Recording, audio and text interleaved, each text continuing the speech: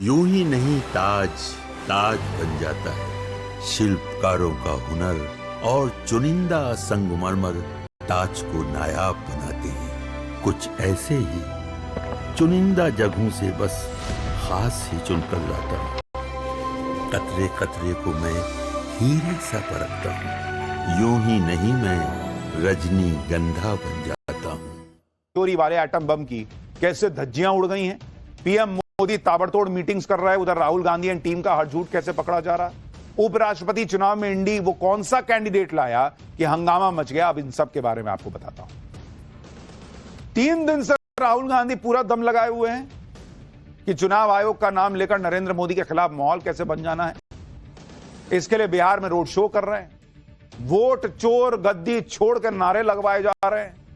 राहुल गांधी को लगता है कि यह सब करके बिहार में इंडी गठबंधन का माहौल बन जाएगा, लेकिन राहुल गांधी जो सोच रहे हैं उसका उल्टा होता चला जा रहा है, क्योंकि मोदी के खिलाफ माहौल बनाने चले राहुल गांधी और उनके दावे आए दिन एक्सपोज हो रहे हैं। पिछले 24 घंटे में ऐसा ही हुआ जब 3 मामलों में राहुल और इंडी गठबंधन के दावे एक्सपोज हो गए। पहला, ये लोग कह रहे थे कि महाराष्ट्र के विधानसभा चुनाव में गड़बड़ी हुई है। राहुल गांधी बार बार महाराष्ट्र का नाम ले रहे थे, कह रहे थे कि महाराष्ट्र में चुनाव चोरी कर लिया गया। लेकिन जब महाराष्ट्र का केस सुप्रीम कोर्ट में गया तो वहां सिरे से खारिज हो गया, मैंने आपको बताया था। दूसरा, ये लोग जिस चुनावी सर्वे एजेंसी के डेटा के आधार पर महाराष्ट्र में खेला होने का दावा कर रहे थे, उस सर्वे एजेंसी ने आज मान लिया कि गलत डेटा निकालकर उसने अपना गलत एनालिसिस पेश किया था। इस पर सर्वे एजेंसी ने सॉरी बोल दिया है। तीसरा, राहुल गांधी बिहार में जिन लोगों का वोट कटने का दावा कर रहे थे, जिनको सामने लाकर वीडियो बनवा रहे थे, अब वही लोग कह रहे हैं कि वोट तो कटा ही नहीं। यानी साफ साफ झूठ और भ्रम की खुल्लम खुल्ला पॉलिटिक्स चल रही। राहुल गांधी कैसे एक्सपोज होते जा रहे हैं आज आपको डिटेल में बताऊंगा, लेकिन पहले इस मुद्दे पर मचे घमासान का ट्रेलर देख लीजिए कि क्या क्या आज हुआ है।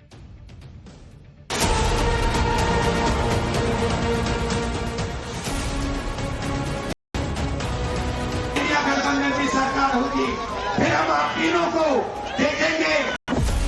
राहुल गांधी जी को प्रधानमंत्री हम लोग बनाने का काम करेंगे। सर्वोच्च न्यायालय ने जो निर्णय दिया है वो हमें मंजूर नहीं है। इन चीजों में नहीं पड़ना चाहिए।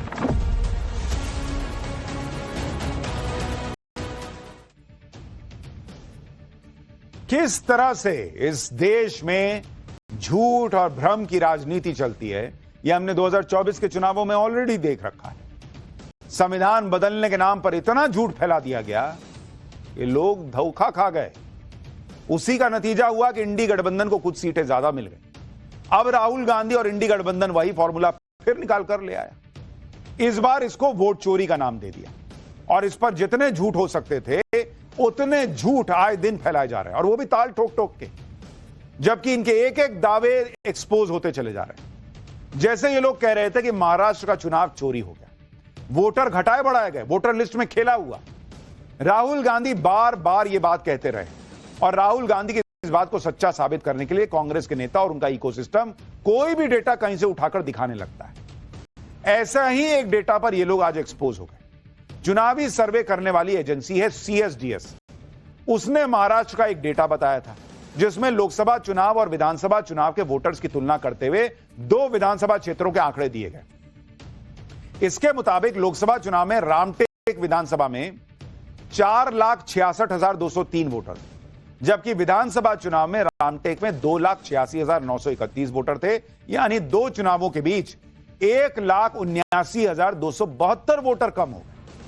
इसी तरह लोकसभा चुनाव में देवलाली में 4,56,072 वोटर थे।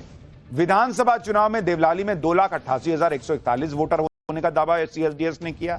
यानी उनके मुताबिक यहां भी 2 चुनावों के बीच में 1,67,931 वोटर कम हो। जैसे ही CSDS का यह डेटा आया, कांग्रेस ने इसे हाथों हाथ उठा लिया, इसे वायरल करने में जुट गए। कांग्रेस के नेता ट्वीट करने लगे। डेटा के आधार पर कांग्रेस ने महाराष्ट्र चुनाव में गड़बड़ी का आरोप भी ठोक दिया कि ना गोचोरी हुई है। कांग्रेस नेता पवन खेड़ा ने कहा कि 6 महीने के अंदर महाराष्ट्र के रामटेक और देवलाली से करीब 40% मतदाता या तो हमेशा के लिए चले गए या फिर उनका निधन हो गया।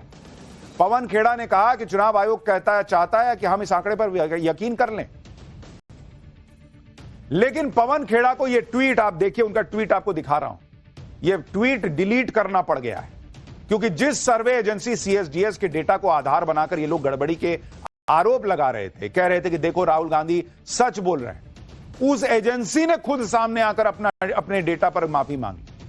सर्वे एजेंसी सीएसडीएस ने कहा कि महाराष्ट्र चुनावों के संबंध में पोस्ट किए गए ट्वीट के लिए तहे दिल से माफी चाहते हैं।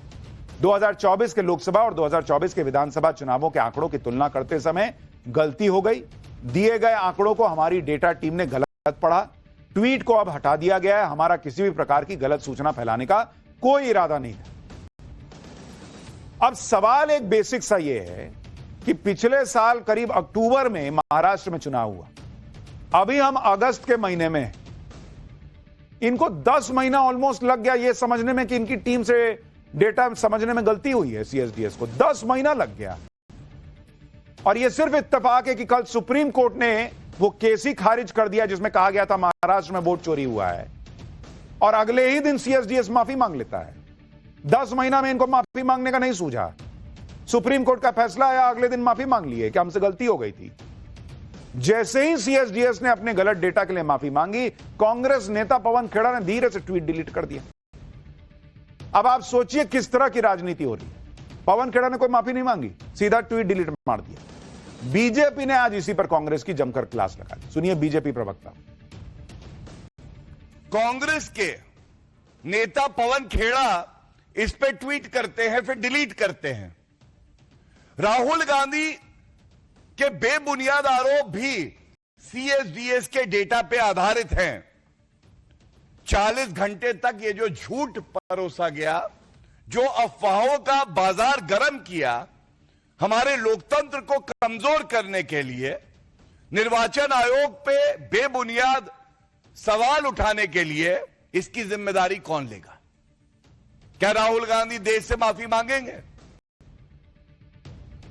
हालांकि बीजेपी के समर्थक तो बीजेपी से भी पूछ रहे हैं कि अगर किसी ने झूठ और भ्रम फैलाया तो सरकार तो बीजेपी की है, बीजेपी कानूनी कार्रवाई क्यों नहीं करती?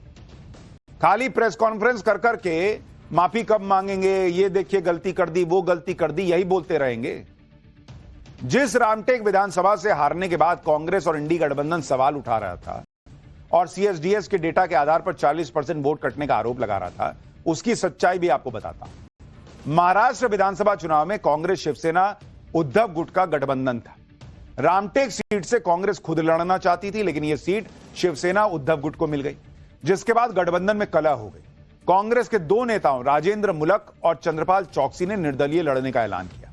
राजेंद्र मुलक महाराष्ट्र में कांग्रेस की सरकार के दौरान मंत्री रह चुके थे, वो कांग्रेस के बड़े नेता माने जाते हैं। जबकि चंद्रपाल चौकसी 2004 में कांग्रेस के टिकट से रामटेक से विधानसभा चुनाव लड़ चुके। कांग्रेस के दोनों नेताओं के निर्दलीय लड़ने से रामटेक में वोट बढ़ गए और यह सीट एकनाथ शिंदे की शिवसेना जीत गई। शिंदे शिवसेना को 1,07,967 वोट मिले। दूसरे नंबर पर राजेंद्र मुलक को 81,412 वोट मिले। तीसरे नंबर पर शिवसेना उद्धव गुट को 5,501 वोट मिले और चौथे नंबर पर चंद्रपाल चौकसी को 3,254 वोट मिले। यानी अगर गठबंधन में कलह न होती और कांग्रेस अपने बागी नेताओं को समझा लेती तो यह हाल नहीं होता, लेकिन ये लोग तो वोट चोरी तक पे चले गए और इंडी गठबंधन यहां से चुनाव जीत सकता था, लेकिन हार गया। आप ये भी देखिए कि टिकट डिस्ट्रीब्यूशन और आपसी कलह की वजह से भी हार का जो हार मिली, उसका ठीकरा भी बीजेपी और चुनाव आयोग पे ये लोग फोड़ देते हैं। लेकिन सीएसडीएस के आंकड़ों के आधार पर कांग्रेस ने माहौल बना दिया कि रामटेक में तो 40% वोट काट दिए गए। यहां पर सीएसडीएस ने कितनी बड़ी गलती कर दी डेटा एनालिसिस में, आपको वो भी बताता हूं। चुनाव के नतीजे फॉर्म 20 में चुनाव आयोग जारी करता है, जो आसानी से चुनाव आयोग की वेबसाइट पर जाकर देखा जा सकता है। इसके मुताबिक अगर आप देखिएगा तो जिस सीट की हम बात कर रहे हैं, रामटेक की सीट की अगर आप बात करेंगे तो लोकसभा 2024 में कितने वोट यहां पर पड़े, कितने वोटर थे? 2,76,827 वोटर थे यहां पर लोकसभा चुनाव में। और महाराष्ट्र विधानसभा चुनाव में देखेंगे, विधानसभा में 2024 में, 2024 में 2,87,301, यानी वोटर बढ़ गए बॉस, कोई वोटर घटा नहीं है। यानी 2 चुनावों के बीच रामटेक में 10,474 वोटर बढ़े।